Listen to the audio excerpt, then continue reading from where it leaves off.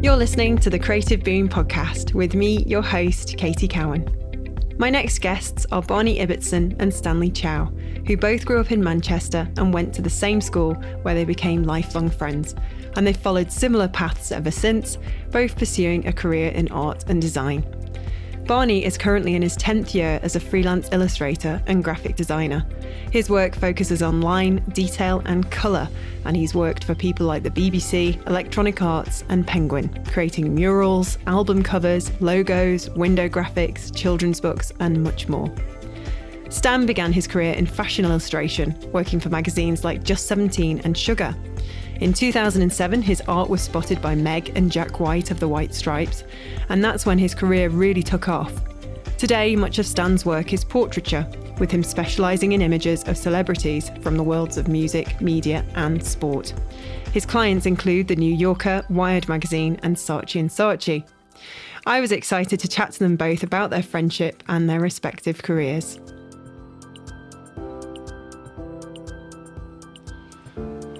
So here I am back at Cultureplex with my next guests, Barney Ibbotson. Hello. And Stanley Chow. Hi.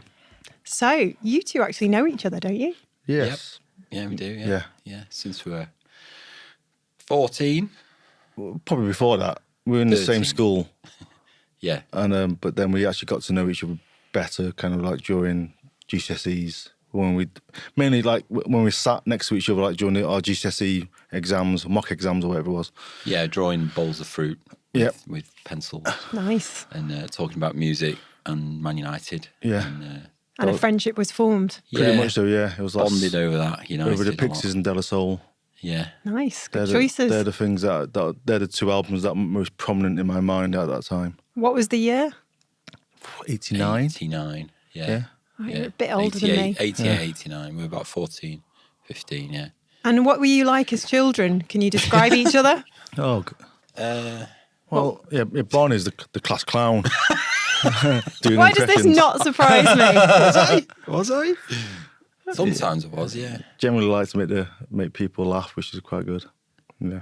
And what was this chap like? Well, I wasn't really in class with him other than art. So yeah, until A levels when we were in the same art set, and I know Stan was I don't know, quite quiet, I suppose, weren't you? Really? Yeah.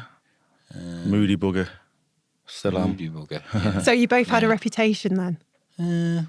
Or were you just kind of in the background? I don't know. It's hard. It's a long time, and it's hard to think of yourself at that age, and what your impact on other people was. Do you know what I mean? Unless they tell you, because it's such a long time ago, and you were just not a fully formed person. No, not really. Would you say you're fully formed now? Yeah, I reckon so. Yeah. You're in a good place, both of you? I think so. Yeah. Because when you sort of look back and you were sort of sharing those conversations about Man United and various music, were you talking to each other about how you were going to end up being artists, or was that really not on the horizon back then? I don't think so, was it? Well, I think I probably did, because I was always quite full of it. I was just kind of very confident about my own ability, and I always knew this was where I was going to be. I mean, I'd always pretty confident in that I'll be doing something artistic since like primary school. You know what I mean? I was quite clear about that, but I was too, but I don't think we ever discussed it. No. In like, ooh, do you want to be an illustrator or a designer, Stan? Which one are you going to go for? It was I was passionate about it as well. I used to have which now, like books which are now incredibly dated about how to be a graphic designer and using magic markers and scalpels and cut and paste, like original cut and paste with bits of paper and stuff. And I used to pore over these books and illustration books, sci-fi illustration and all kinds of stuff, Boris Vallejo and Frank Frazetta and all this. And we used to just kind of, I don't know, I enjoyed that in my own time, and then when I got with Stan, it was like, we bonded over it together in a way. Do you know what I mean? And we exchanged sort of tastes that we liked, and that's kind of sort of helped cement our friendship, I guess. And talks about girls who we fancied. That was going to be my next question. Was there ever a girl that you fell out over? Nah, you were good mates. No. No. So what's the kind of memory of that time? Is there one sort of memory of each other that stands out that makes you chuckle? Oh. That's a really specific question. Yeah. Well, yeah. I mean, if he was the class clown, what kind of stuff was he getting up to? No, he was just being funny, doing impressions. But Barney was the class impressionist. Do you know what I mean? So I did do. Yeah. And they constantly kind of made people, especially mainly like our art teacher, Pete Seddon. Yeah. Slurry. Slurry. Go on then, do an impression. Slurry. Oh, you got to rub the slurry round the rim. Yeah. He was from Salford, and he was a ceramics, special teacher. That was what he taught. Yeah. And he had this very specific kind of voice. And we used to amuse ourselves for hours doing impressions of him. And I mean, hope he's not listening. He won't be listening to this, will he? He won't mind. Well, even if he'll probably be flattered that you remembered him. Yeah, he wasn't a nice person. Oh, okay. He wasn't nice to the kids anyway, really, generally. Oh, well, that's a shame. But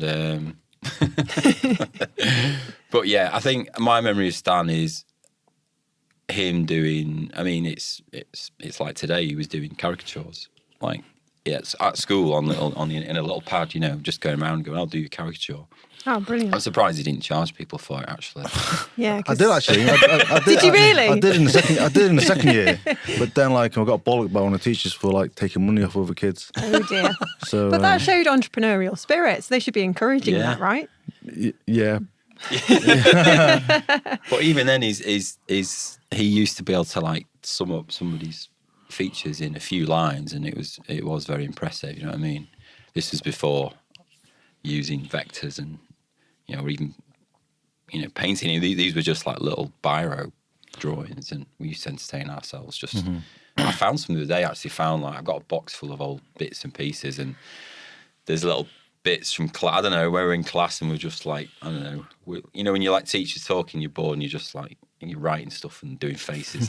There's interchanges between us where we're just doing faces and writing funny things, and it's great to see that. And Stan was always drawing these amazing caricatures, and he was he'd do pictures of me, or he'd try to do things in my style, and I'd try and do stuff like his, and you know what I mean. There was always kind of a visual thing going on, wasn't there?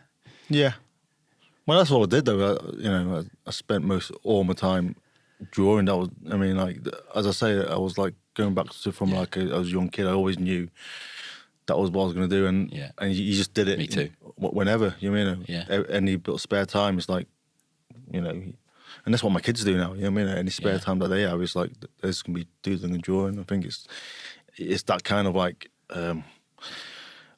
it's just you got to instill it in your own. In what you do day to day, basically, and then move, take it further as you grow older. That's all I wanted to do. Yeah. So what happened after you left school then? Where did you go on? Did you go to the same university, or did you follow the same path? We both did a foundation course in at Manchester Poly, MMU. That was a great year. Brilliant year. Yeah. Really good. Just met loads of. Well, we went to a private school, and it was quite. I didn't realise how kind of insular and conservative it was until we went into Manchester Foundation. Then it's a whole new world of different people just opened up to us. You know what I mean? Just generally nice, kind of non-rugby playing. Cheshire twat. You got to meet your own kind then. Yeah, basically, yeah. It was just it was literally a whole new world opened up. Sorry, Cheshire. I'm not sure people in London would understand that really, but there you go. No. I mean, I'm from Cheshire. I mean, I grew up in Cheshire, but it was not. And Cheshire is and the school we went to is very kind of very white as well. Yeah. Very sort of a lot of privileged people there, including myself. I came from quite privileged background, so. But to look at you wouldn't think it. I told you I'd be a little bit cheeky this time. But so what can you remember what stands out from those days then, apart from meeting some of your own crew? Just the baffling confusion of what the tutors made us do on a foundation course and how much we hated it. Yeah, we hated the course. We just loved the people. Loved the people. Loved the experience. Met loads of Mancunians, really nice Mancunians, from all over Manchester, which was great. And we got to see a lot more of Manchester and Manchester nightlife and stuff. And that was fantastic.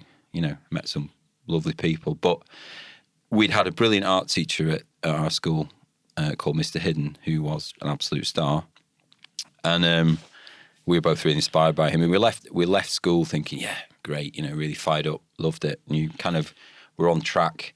Got to foundation course, and obviously they unpick it all and make you think differently and think out the box and make you draw with twigs and close your eyes and draw your left hand, throw mud at or walls, your other hand that you know, you know. Yeah, draw with your other hand. Draw blindfolded. And it was kind of, you know, it's just like, oh, what the hell's going on? And it kind of disheartened us quite a lot, didn't it? And yeah, well, they hated me anyway, so they didn't make it. You know, they didn't hide the fact that they hated me. So, but yeah. Really? Why was that? Do you think it was because you were a bit of a rebel? I wasn't. Well, the difference between me and Barney was like, I didn't do anything that the tutors told me to do, where Barney probably did conform to a certain degree. And I think that's, you know, that might be the start of it, you know what I mean? I'd already had a clear roadmap, I think, you know what I mean? Where I think they wanted to kind of mould and manipulate me, really, you know what I mean? But yeah, I think like, I don't know, I mean, like, also, like the way I looked at art, it was purely it's purely style over substance, you know what I mean? Where they were definitely teaching kind of like a more conceptual ideas there, you see, and I guess I couldn't get my head around that either, you see. So I guess, you know, that's where you know we clashed, and but the worst thing was, like, got to the end of the year, and when we were applying for like different universities, when one of the teachers, he just said to me, basically, Stanley, you're shit. You know, you might as well just work in Tesco's. And I was like, that's not kind. And that was like, hang on, mate, I'm just trying to, you know, I'll come here to try and get a career. That's not what, you know, they're on the words of encouragement that you know, that I expect to hear from her. But, you know, I guess that's kind of, you know, just encouraged me to work a bit harder, really, you know. Yeah, I was going to say, was that kind of the fuel to your flame? Oh, probably, probably. I'm going to show you, I'm going to prove you wrong. Yeah. And when I bumped into him, like a few years afterwards, you know, I was like, I wasn't shy in telling him, like, I'm doing really well. I think we all have those people in our past who have said things to us that aren't true, and it sticks with us, and it can either sink us or it can, like, give us that lift that we probably needed, kick our asses into gear. And I think Stan had a lot of that. I didn't so much, but Stan did. Is that because you had more talent? No, I'm joking. No. Well, what I think was the only thing that really got to me was when Barney won the art prize at A level. You know, I was going to say there must have been one victory, Stan. Well, this is going to be my next question. If I was Graham Norton, who would come into the room first and sit on the couch, and who would sit last? You know. This is for you to battle it out amongst yourselves. Well, I'd be first, wouldn't I, obviously? Well, yeah, obviously. Stand like top the bill. But, you know, jokes aside, you've both been very successful in your careers in your own ways. And you started off on similar paths. But what happened after you left that Manchester Polytechnic, was it? Manchester Foundation course? Metropolitan, yeah. Yeah. So what happened after that? What did I do? Can't remember. Long ago. I came out, I finished all confused, like I said, not knowing whether I wanted to do graphic design or illustration, because I kind of had an interest in both, but I wasn't really good enough or passionate enough about design to make it. So I actually had this terrible interview at Leeds University, I think, Leeds University, because a load of my mates are going there, and I was like, I want to go to Leeds and be with my mates, and I'll do graphic design. Not really realising how much I had to actually understand graphic design. You can't just apply to go on a course with a sort of vague interest in it. So I had this disastrous interview where I got totally shown up. They asked me questions and I didn't know the answers and just kind of looked like a fraud, basically. So I got rejected from Leeds. And my second choice was Liverpool, which had a kind of mixed course, which is graphics and illustration and animation. And that was a better fit, and they liked me, and I got a place there. So I did 3 years at Liverpool, which was, I really enjoyed Liverpool. Great place to go. Again, met some lovely people.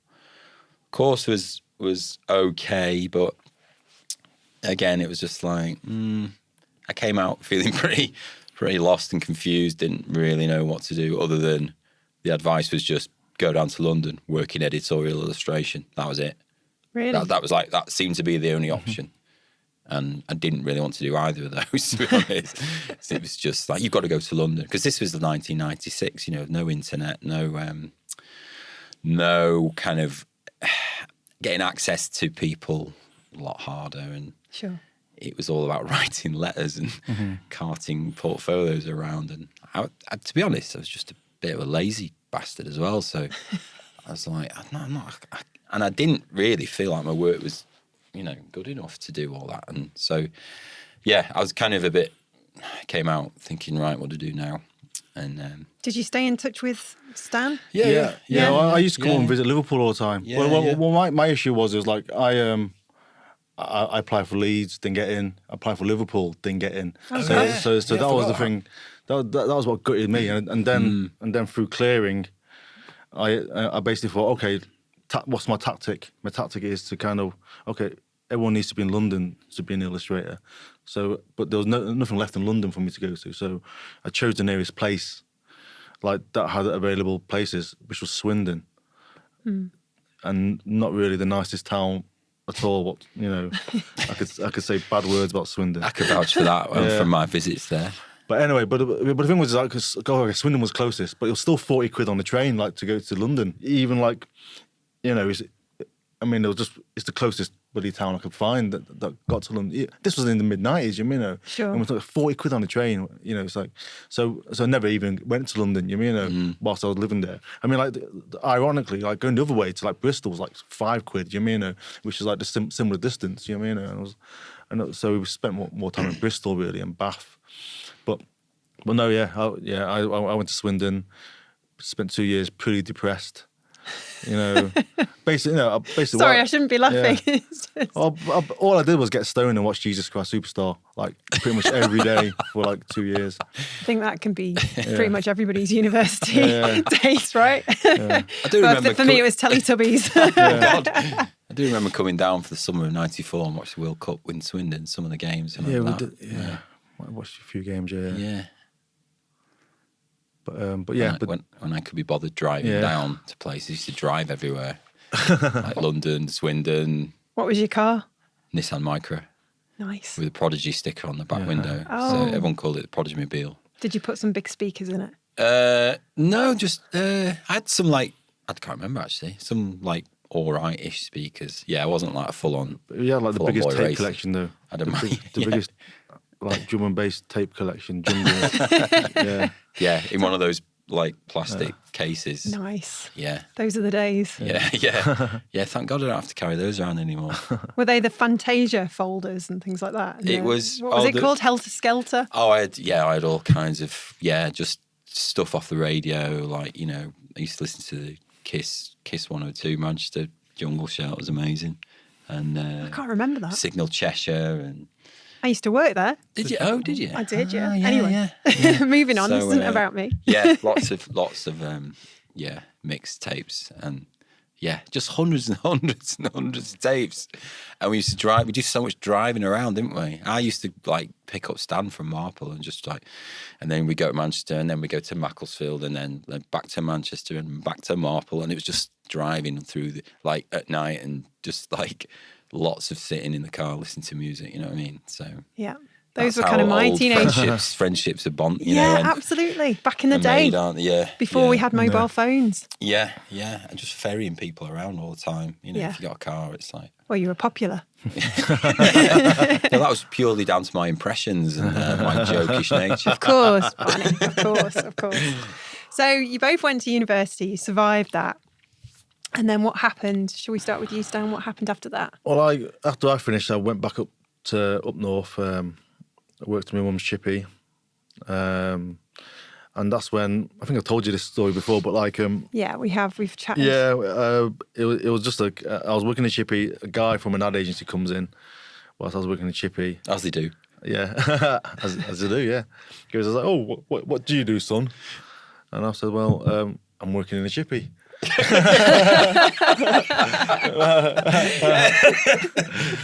and then he goes, no, what do you actually do?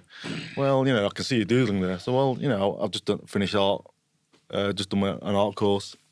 I want to be an illustrator, you know what I mean? Well, I work, he goes, like, I work in that agency. My mate's like an art buyer. I can set you up an interview. Just like that. And he set me up an interview. I went to this place in town, and it was JWT. And I had a meeting with him and says, oh, we don't take on illustrators, but my mate, she's a art agent down the road. I'll set you a meeting with her. She was called Jenny Lamb. She worked at an agency called The Art Collection. So I met her, and she looks at my work, says, you're great. Do you want an agent? Then I got an agent, and it was as simple as that, really. Simple as that. I was like, this was kind of, about a year or so, maybe less than a year out of college. And what year was that? Oh God, 96, 90, something like that, 95, 96, you know what I mean? So even though, but prior to that, I was doing all the rounds, bringing my portfolio down to London and showing publishers and stuff like that, but no one was really interested, really. And but that little situation there was what was the turning point, really, on my career, where it meant I didn't really have to kind of start looking for art clients, really. It just meant they was doing it for me. So and I kind of got used to that, really. Was it a similar kind of journey for you? Oh yeah, just like a guy in a top hat just sort of passed me in the street and went, hey son. You were working in a chippy. No, no, it wasn't. Completely different. It really. I'm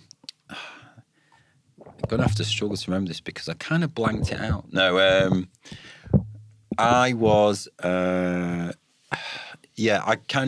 just sort of wanted to move into Manchester. I was living at home after graduating, and I was like sending off for like sort of junior designer jobs and just kind of and greeting cards companies, sending bits of work, scratty bits of work to greetings cards companies and things like this, trying to find some kind of position where they'd magically employ me to design greetings cards or something. You know what I mean? I didn't get any of these, got rejected by all these, and just kind of a bit like, what do I do? And I was like, I wanted to get out of home, wanted to be in Manchester. So I just kind of got a job, like signed up to a temp agency, was doing like temp work, just to have money to live in a flat with my mate, just to have a kind of independent life, and lived in Fallowfield with a friend and just had a great time, really. But I was doing like a ridiculous sort of admin job, couple of admin jobs.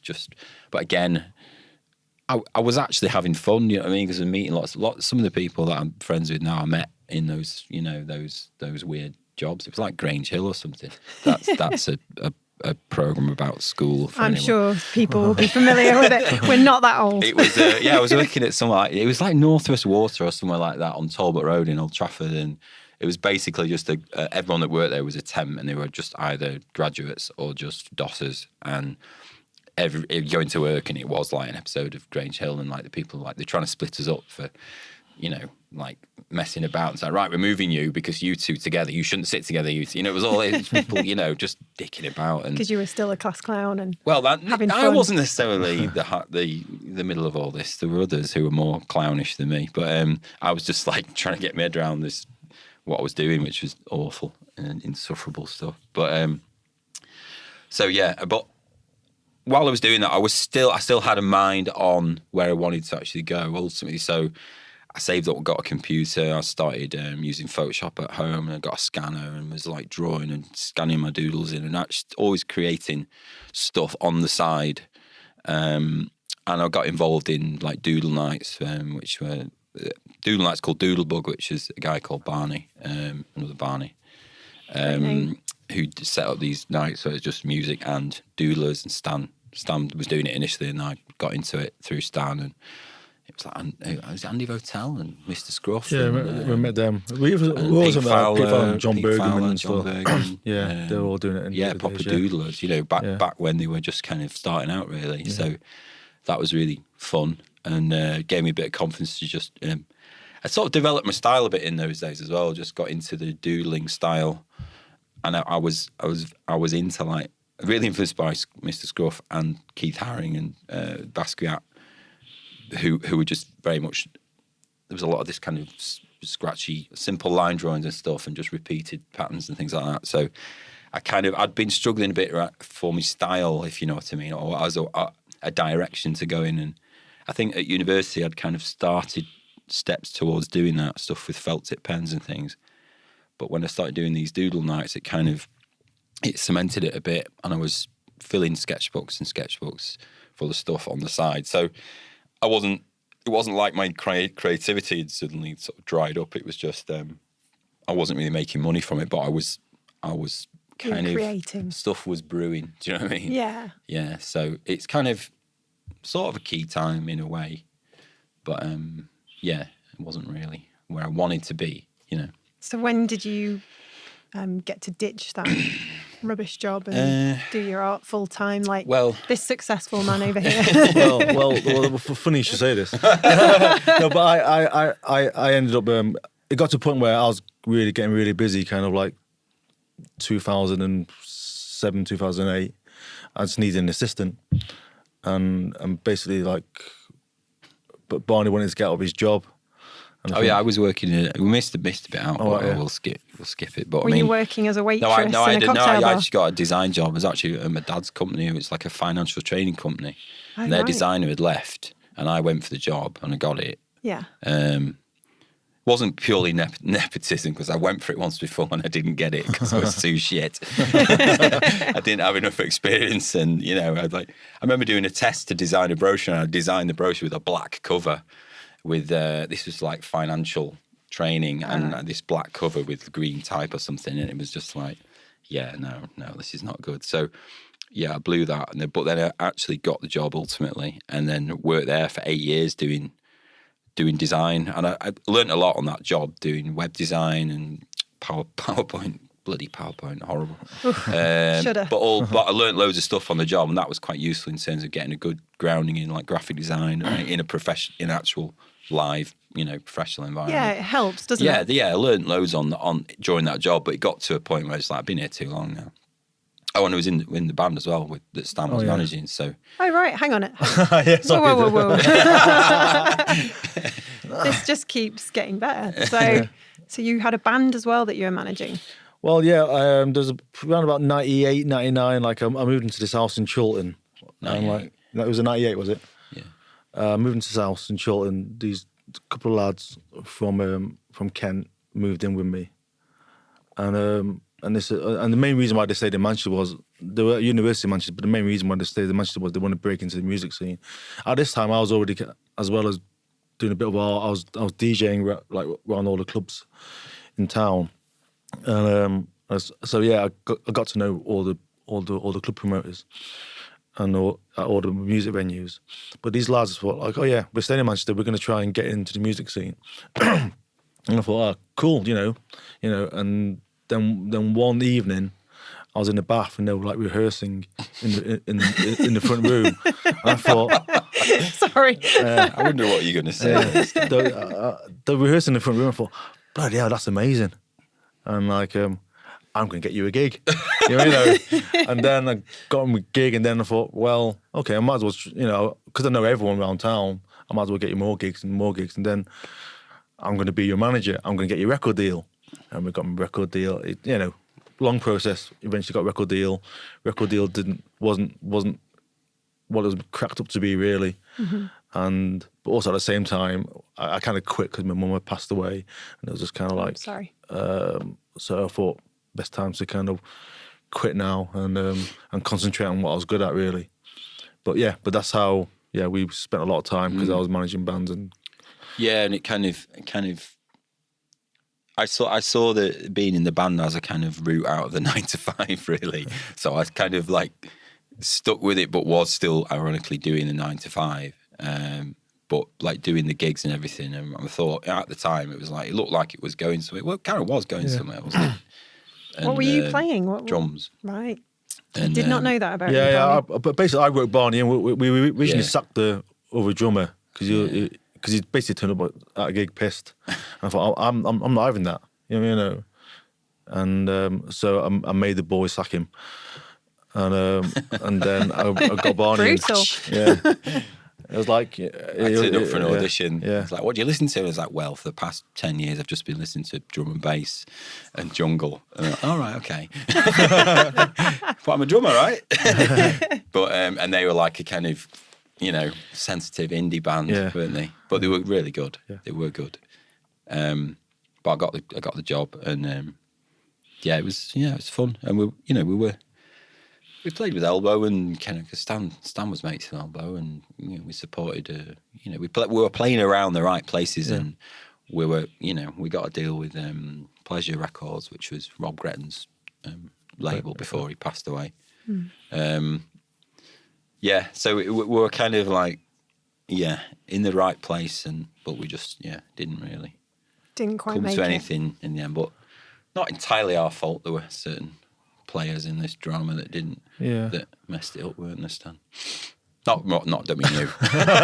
Did not mean you. No, it was difficult, but also it was at a time when like the music industry was like literally changing. Loads. Record labels weren't signing up bands; they were creating them. If you know what I mean, they were X Factor days. That's kind of that. Just MySpace. Basically, like Coldplay had just broken, and all the bands needed to fit that the Coldplay mold. That's what the A&R guys were looking for, really. Then Arctic Monkeys. Yeah. After you stopped managers, when we carried on, it was all like, well, Arctic Monkeys got a deal because they had a MySpace page with 50,000 followers, and they had a whole album written. And it was like, all right, we don't have any of that. I thought the label was supposed to do it all for you, and it went from a time, from when the label would sign somebody on a hope and put a lot of effort and invest in you, wouldn't they? To being like, right, well, the label's not going to do much at all, not even find you gigs. It's like it's all down to you, So it changed quite dramatically in sort of early 2000, didn't it? Mm-hmm. So you could be touring the world now if it hadn't been for. Well, I would have been frustrated. Signing people's. Maybe. I reckon I would have been a frustrated artist, at the end of the day. Yeah. You think these kind of things work out for the best, then, don't they? Yeah. Well, I think for me, I learned a lot in terms of having to deal with people. You know what I mean? It was I'm quite confident in kind of dealing with kind of difficult art directors and stuff like that, or just people, and that's from working as a band manager. Really, it kind of added to your personality. Really, it was like armor or artillery, even whatever. Well, you're dealing with a lot of difficult characters, I presume, and then so you both kind of ended up learning how to run your own businesses from yourself, Barney, in like kind of traditional setting, working as a designer, and for yourself, being a band manager and coming into contact with all these different. Yeah, well, Stan was a managing the band and a DJ. You know what I mean? So he was mixing a completely different. I was in a very sort of dull or corporate world, detached from Manchester's creative scene, really. And Stan was right in the middle of it. And that brings us to the point that Stan started on a few minutes ago when he took me on as his assistant. And I was going to say, dragged me out of the velvet prison, as I call it. So how long did you work together in that regard? 9 months. Something. Well, it was 6 months. 9 months? Did you get sick of each other? No, it was a lot of different. Well, it was the start of the economic crash, really. And also my wife got pregnant as well. So it was, and like, I could definitely see like work will stop coming in, basically, And it's like, hang on, I'm about to have a kid, work stopped coming in. I can't afford to pay Barney, really, Right. So it was a case of like, I've got to let you go now, really, I can't, essentially my plan was to kind of, I wanted an assistant, but I wanted to slowly build a kind of a big kind of design agency where with loads of other people kind of doing bits and bobs, someone doing web, someone doing animation. That was a plan. That was my long-term plan. Sure. Didn't quite happen like that, but we did some collaborations there, didn't we? It was great fun for me because obviously I'd been in this dry role for 8 years, and as soon as me and Stan went in the studio together, it was like I just gave Stan some of these sketchbooks which I was referring to earlier. I had piles of sketchbooks of doodles which not really done much with, and gave them to Stan, and he just sort of went through them all and then started interpreting my doodles in his vector style, which was like an eye-opener for me, because it kind of let me see how I could potentially use my ideas in a different way, because I'd previously been taking drawings and scanning them in and colouring them in on Photoshop, and it was just a bit, it wasn't very interesting. And seeing the way Stan used Illustrator and creating vectors from my work was a proper eye-opener. And that's how I ended up learning Illustrator, because working with Stan, he'd like give me, having him right there, next to me, giving me tips on how to use it. So it was like a technical awakening and also a sort of creative awakening, really. So that was like a key kind of stage, really, of my career. So then you went off and went freelance. I mean, back then, 2008, 2009, that's when I started Creative Boom, because of this very issue. We all lost a lot of work overnight. It was quite earth-shattering for... Creative bust. Yeah. It really was, because as soon as those budgets go, the first thing they cut is the marketing. And I mean, I know so many people who suffered from that time, and it kind of put the fear of freelancing into many of us who've worked since then. But I guess it also created a lot of opportunity, because you've gone on to be a very successful artist. You do the author illustrations for the New Yorker. You do these amazing portraits of some of the most famous people in the world, and have really sort of gone into the commercial space, selling to people who might not necessarily be in the creative industry. So that's, commendable. And for yourself, Barney, you're now a fully fledged illustrator working with some huge brands.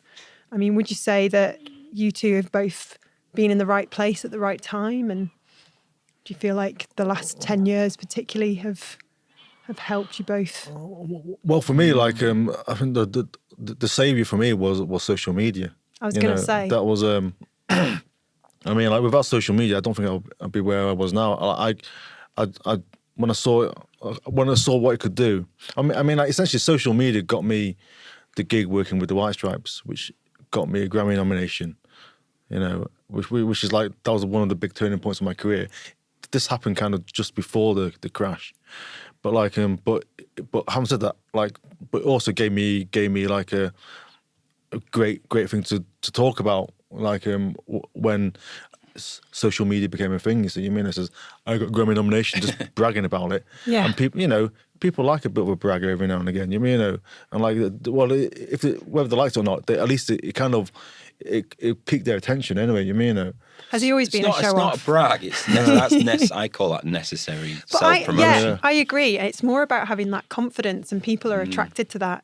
There's a difference between showing off and saying, well, actually, because I think you're both very humble in that sense. But I think you have to, if you're a creative and you want to be seen as successful, if you want to win that work, you have to be confident. I think Stan's always had a bigger head than me. Yeah, I did. Yeah, which has helped him. I've always had a bit more of a... Or is it a self-belief? A bit more reticent. Yeah, there's definitely a lack of self-belief with me. Yeah. It still affects me now. Yeah.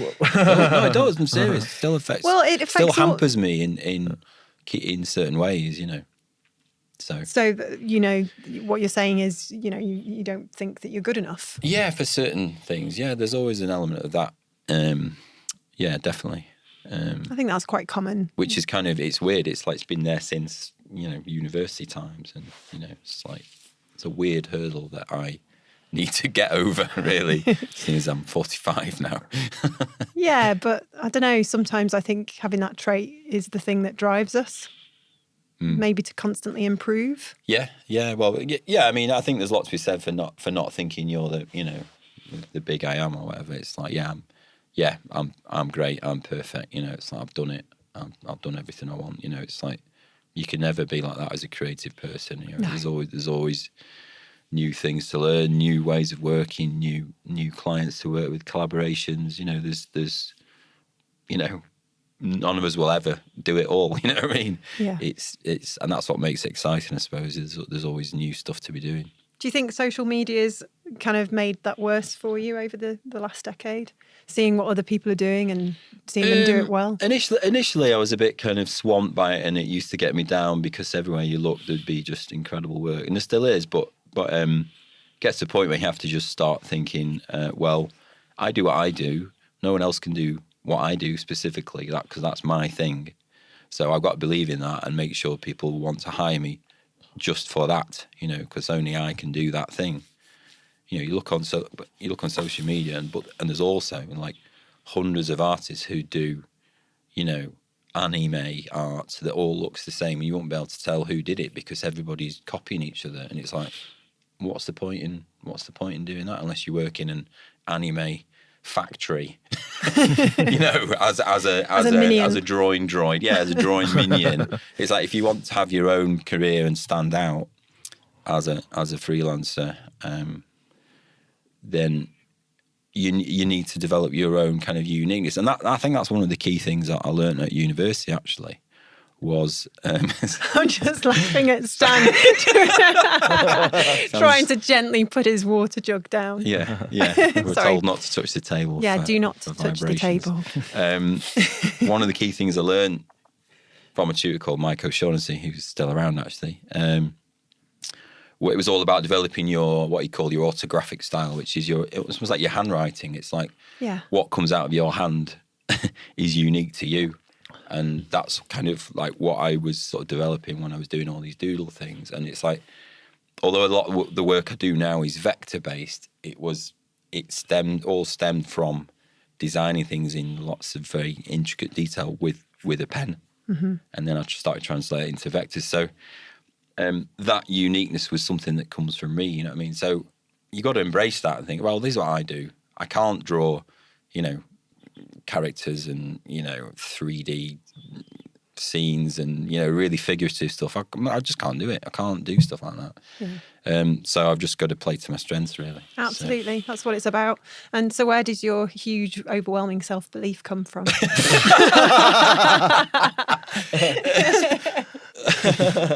Because you had a childhood with parents. You were telling me the last time we had a chat on Creative Boom, probably 3 or 4 years ago, you were saying that your parents recognised that you had a creative talent, they went fully behind you and supported you. I think that's probably where half of it comes from. But sure. But also, you're going through school and everyone laughed at my pictures. Everyone liked my pictures at school, and all this is just, it's all kind of like you gather it all up. It's like points. It's like little gold coins that you just keep it's like fuel even, Sure. And yeah, it just carried on and on and on, and, when I got an agent so quickly, I understood that someone like me, even at a young age, it was just kind of like compliments all the time. And that just kind of like, that just kind of adds fuel to my self-belief, I guess, and, But then, when social media happened, you put pictures on social media and people like them then. And then you get famous people kind of like asking you to draw them, and that's where it all comes from, really, because I can't work out where else it comes from, really, you know what I mean? Well, you're very talented, Stan. Yeah, thank you, yeah, cheers. Well, this is it. This is you're feeding the ego here, you know what I mean? So, But so who have you drawn over the years that really sort of knocked you for six? That approached you and said, "Could you draw my portrait?" I mean, you've drawn so many. Well, the first one was like Edgar Davids, the footballer, and he kind of really just, that kind of was like another turning point, as well as kind of doing work for the White Stripes. Like Edgar Davids was like the turning point in terms of like it opened me to do more football stuff. You see, I was already a massive football fan, but like I never thought about mixing the two things together. You see, I didn't think there was a market for that, really. When Edgar Davids asked me to do a picture of him, he used that image on his Twitter profile, and then I got asked to do other kind of like pictures for other sports and publications, and then another strand of work just developed it, basically, where I was doing quite a lot of lifestyle illustration for like editorial illustration, but then doing work for sports is a new category, really. Opened up a new world for you, didn't it? And then it kind of went into the world of entertainment and. Well, yeah, but then everything became works hand in hand, really. Because essentially football and entertainment are the same. Is it the same thing, really? Is it true your wife Beck goes on Rightmove and points out houses that have got your portraits in them? Because I've actually started doing that. I keep seeing them. It does me head in. House next to mine. You can see in the kitchen. There's like a George Best by Stan Chow. There's a house opposite my home in South Manchester, and he has 6 portraits of yours on the wall. Well, there's some people's houses or friends' houses I can't even go into because they got too many of my pictures. You're on embarrassed. The wall. It's embarrassing. It's basically it's not embarrassing, but it's like if a band walked into a cafe or something like, and then the DJ started playing their music. It was like, that's just too weird. It's not like it's nice, I guess, but it's at the same time it's like. Awkward feeling of like, oh, cheers, thank you, yeah, nice one, So that's but yeah, all these things just add to the self-belief, I guess. But yeah, it is quite nice every now and again, like when you see stuff on Rightmove. No, the best is actually like it was on we were watching like a show with what's it called, Kirsty Thingamajig and Phil. Location.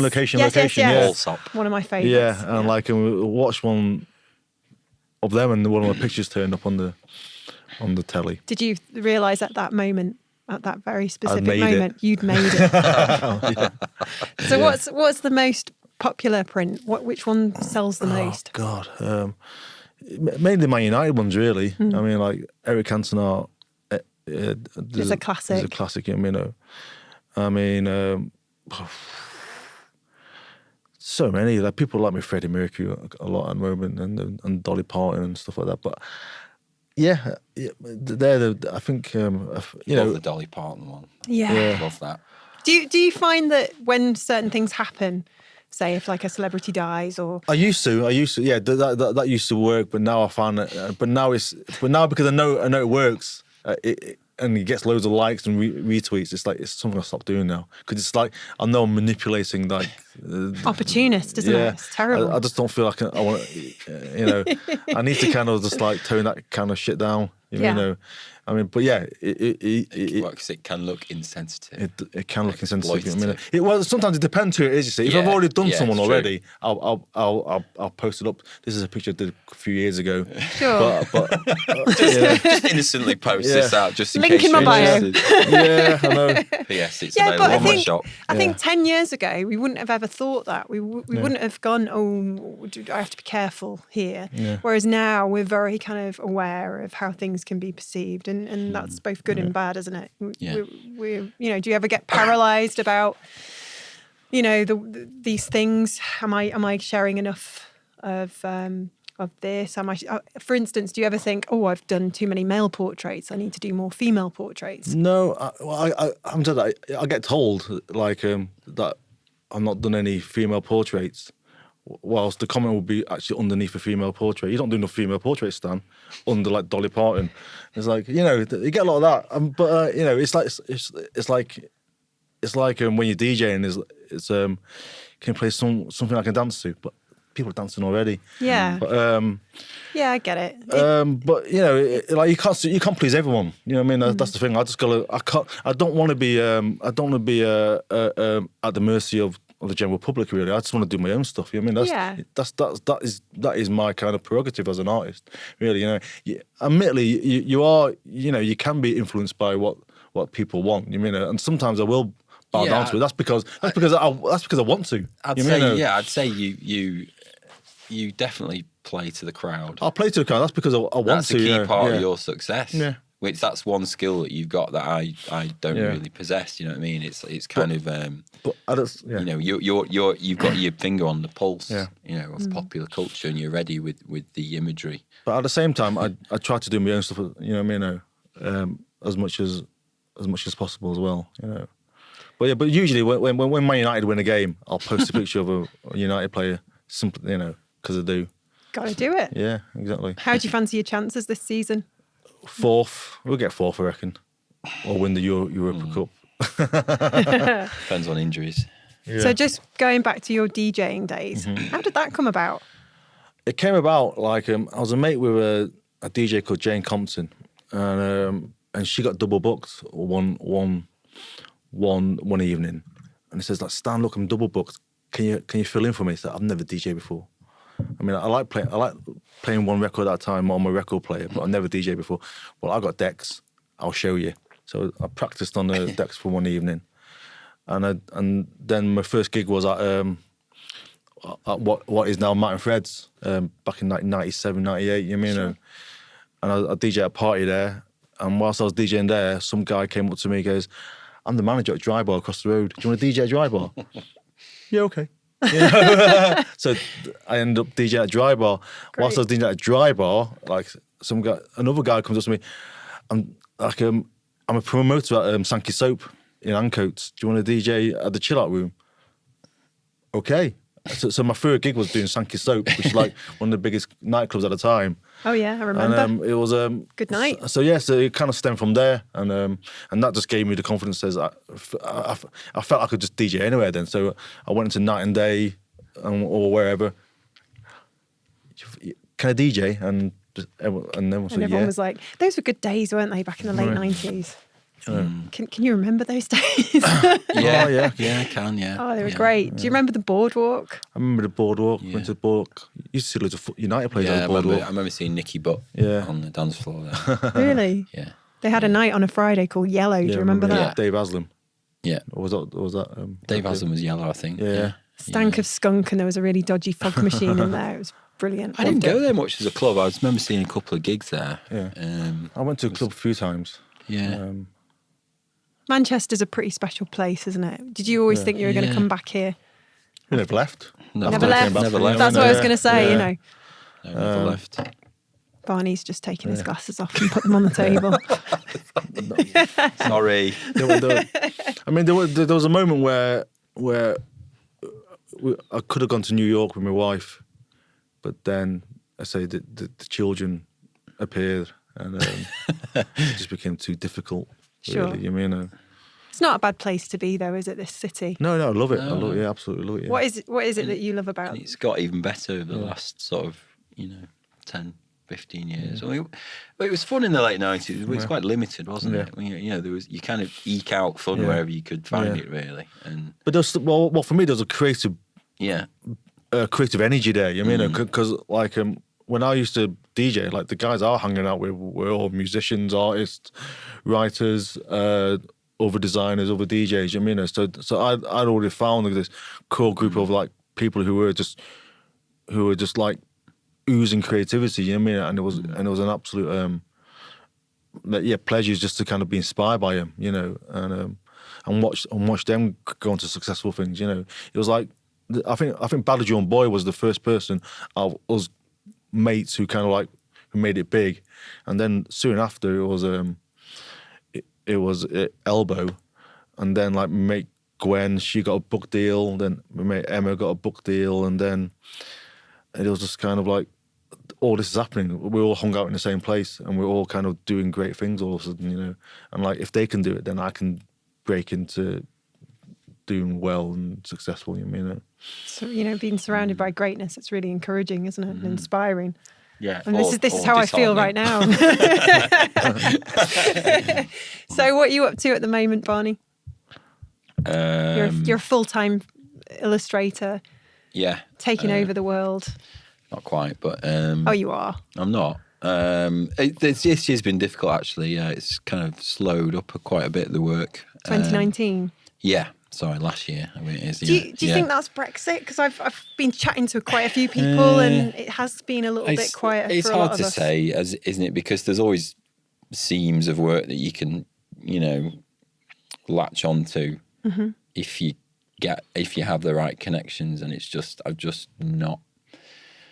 There's work out there. That's all I'm saying. But I think generally, in terms of the amount of just random inquiries that I get, that's gone down massively. I used to get stuff all the time, just emails and phone calls, and it's just they don't get the same frequency anymore. It's it's been weird, really. And then often the ones that do contact me, you kind of have initial conversations with them, and then it's like, they don't get back to you. I just don't even reply to a quote, or they just ghost you, and it's immensely frustrating. Last year, didn't have a good time of it last year. It was I found it quite stressful for the first time, really, like proper stressful, like where it was actually making me like angry and like a bit of a mess, really. Do you think you'll be doing anything different this year? I'd like to say, I've got a whole plan of stuff lined up. I'm going to have to, yeah. I mean, if it makes you feeling better, last year wasn't easy for myself either. I don't think the last couple of years have been easy. My confidence just disappeared in 2018. And I've been, recovering from that ever since. I'm in a good place now, but it's taken a couple of years to get back there. I mean, that was sparked from my dad having a heart attack, and God, this has gone very serious very quickly. Yeah. But I mean, life gets at you, doesn't it? Yeah, I mean, there's this perception, isn't there, that we're always going to make it, we're going to have a big break, we're going to be like this huge success. And it's going to just be this progressive thing that goes up and up and up. You've talked before about having the fear. I've asked you on many occasions, why do you work so hard? Why do you put in so much time? I mean, you've made it. Surely you don't need to, but... Because I think every year there's like it's going to go pear-shaped. The start usually like January, when like the first week of January when there's no bit quiet, it's like, oh my God, work's going to stop. So I'll prepare myself in trying other things, basically, other plans, and so if my normal revenue stream stops, then I got something else to kind of at least try, and so there's like I don't just draw faces, that's what I'm best known for, but I do other, I got a whole kind of like football kits things that I do, just in case, illustration goes pear-shaped, I'll upcycle football kits and stuff like that. That's my other passion, I guess, so to speak. It's that entrepreneurial spirit you've always had. Are you proud of how far you've come? Yeah, I definitely think I've overachieved, like, personally. I mean, I just assumed, like, even though I knew I wanted to be an artist, I just assumed that I would just be in a spare room at home and just kind of in a corner, just doing it as a doodling. And like, but yeah, I've kind of, got quite well known over in America, and it's I didn't think I'll cross over from being an artist to kind of like a, I don't want to say a minor celeb, but you walk around town. Do you think we should reduce his head a little bit? but you walk around town. You walk around town and people asking for like selfies. You are. He is famous. And people go, "Can I have my photo with you?" Like in the pub after the game at Old Trafford once. And I mean, it's only been the last 10 years, isn't it, that creatives such as ourselves have become famous. Yeah. In the sense that anyone can't they nowadays? You don't even have to have a skill. You can just be prominent on social media, and have something that people want to engage with that can make you well known. Yeah. Whether that's telling people which smoothie to drink or which yoga pants to wear, or It's wonderful, isn't it? I mean, a bit of hard work and putting yourself out there and creating. One of the weirdest things is the whole Manchester. They made me an ambassador of Manchester, the Manchester marketing people, and I'm like, okay, do you want to be an ambassador? Okay. Is this what he does every time someone asks him if he wants to do something? He just goes, okay. It's why not, but you don't say no, do you? Yeah, you got it. You don't know what opportunities it's going to. You've got to say yes as much as possible, really, to things, and then kind of see if you can do it. It's opportunities don't come, very often, do they? So, but your journeys are far from over, right? Oh yeah, I hope so. Yeah. I mean, I've one of the benefits of not having much commercial work in recent months is the fact that I've been able to sort of focus on sort of my own stuff and just kind of try stuff. Like Stan was saying, he's got different ideas for different revenue streams. It's like I've been able to kind of do work more on developing like stuff to sell as prints, and then collaborating with other people. And that set off ideas about what I can do in the future, and especially collaborations and turning my work, putting my work into different contexts that I don't normally do.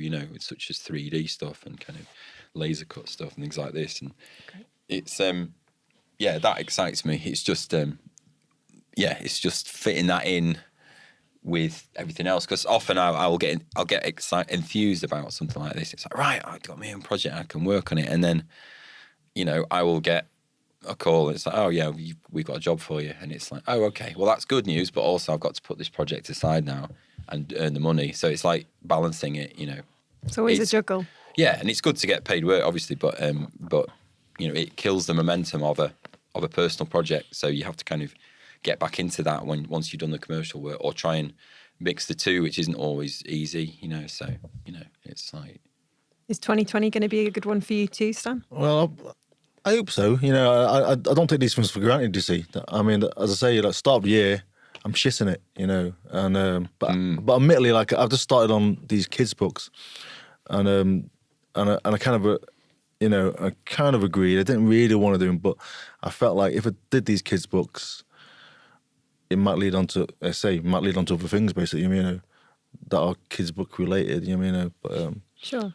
So yeah, cause that's really different from what I normally do, and it's actually been quite challenging, really, like because every page I've been doing on these kids' books, it's like it's been designed by committee, really, and I'm kind of that's frustrating in as an artist, but then I'm just looking at the paycheck at the end of it, really, and but also at the end of the day, because it's by a big publisher, I can definitely see more doors opening. That's great. I can vouch that Stan was very stressed while that was going on. Yeah, it's still going on. I just finished the first book. I've got 4 to do. See, 4 more to go. I've done one. I've done one halfway through the second, and deadline for the second one's like in a couple of weeks, basically. Grief. So you're not going to get much sleep then? Well, yeah, I'll get as much as I can, but I've been working late nights now, which I don't normally do. I've been strictly kind of working in my studio, and like as soon as I'm home, I put my slippers on and watch TV. But now it's like, right, okay, I'll watch a bit of TV, hang out with the kids for a bit, and then I'm back at work until small hours, and then wake up again. It'll be really interesting to chat to you in 12 months and see how things are going and what's changed, if anything. And I suppose this is a nice opportunity to wrap this up, and thank you so much for your time. Thank you for asking.